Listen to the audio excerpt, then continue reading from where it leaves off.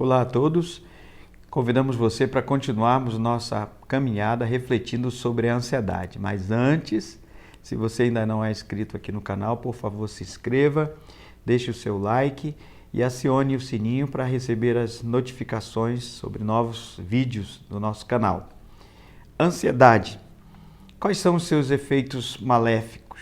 Vamos pensar sobre isso? O texto que eu queria pedir que você tivesse em suas mãos, a Bíblia, está em Mateus capítulo 6, os versos 25 a 34. Nós não vamos ler agora, porque no decorrer de nossa reflexão nós vamos fazer versículos separados, tá bom? O contexto aqui de Mateus capítulo 6 é o famoso Sermão da Montanha, as várias recomendações de Jesus para a nossa vida e inclusive sobre a ansiedade, por causa dos efeitos maléficos, da preocupação excessiva, ou seja, por causa da ansiedade. Jesus recomendou que não fiquemos ansiosos por causa do suprimento de nossas necessidades básicas, porque há uma promessa de Deus que Ele vai suprir todas as nossas necessidades. A ansiedade pode, entre outras coisas, primeiro prejudicar nossa saúde. Às vezes nós fazemos os exames médicos, fazemos as consultas, vamos aos médicos para tratar dores e situações de nosso corpo que não encontramos as respostas nos exames. E aí a gente vai conversar com alguém que vai apontar toda a ansiedade, todo o medo, toda a preocupação excessiva que estamos vivendo. E esse é o primeiro prejuízo, além de insônia, de falta de apetite, enfim, deixamos de viver bem a nossa vida por causa da ansiedade. Em segundo lugar, a ansiedade pode reduzir a nossa produtividade.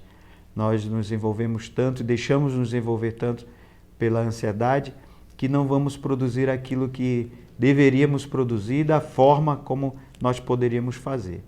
Em terceiro lugar, ela pode afetar negativamente o modo como tratamos os outros. Tão ansiosos, tão acelerados, nós queremos que as pessoas estejam da mesma maneira que nós, no mesmo ritmo que estamos vivendo, e muitas vezes sem paciência tratamos os outros mal. O quarto prejuízo que a ansiedade apresenta a todos nós é que ela pode diminuir a nossa confiança em Deus. Veja bem que aqui temos um prejuízo espiritual.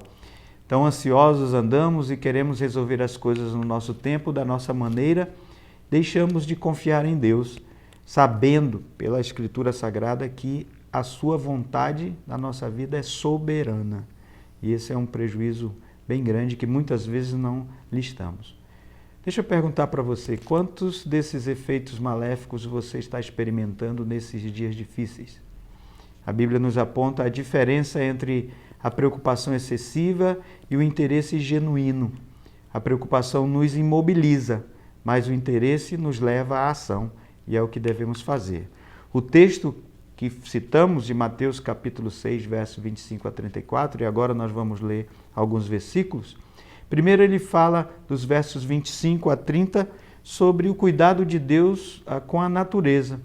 Os animais, os lírios do campo, que Deus dá, Deus sustenta, eles não vivem essa preocupação excessiva, e Deus até fala muito bem deles, dizendo que eles têm e recebem o cuidado que precisam para estarem onde estão, serem os seres que são.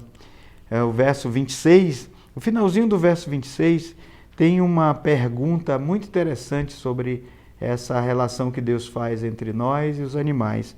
Qual de vocês, por mais preocupado que esteja, pode acrescentar ao menos 1 hora à sua vida? E antes, no finalzinho, ele diz, acaso vocês não são muito mais valiosos que os pássaros? Deus está dizendo que eu e você, nós temos muito mais valor do que os animais, do que os pássaros.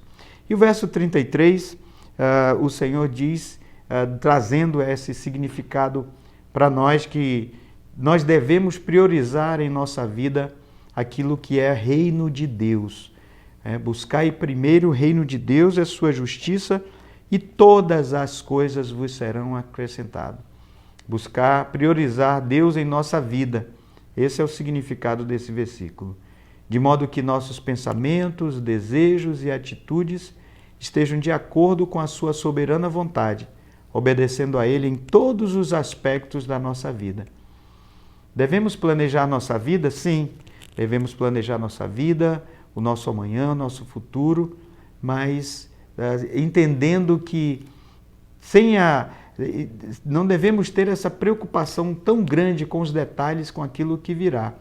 Planejar nossa vida é extremamente necessário algumas vezes, mas o que não é saudável é nós nos preocuparmos excessivamente com um futuro que nós não temos como dar conta, nós não temos controle.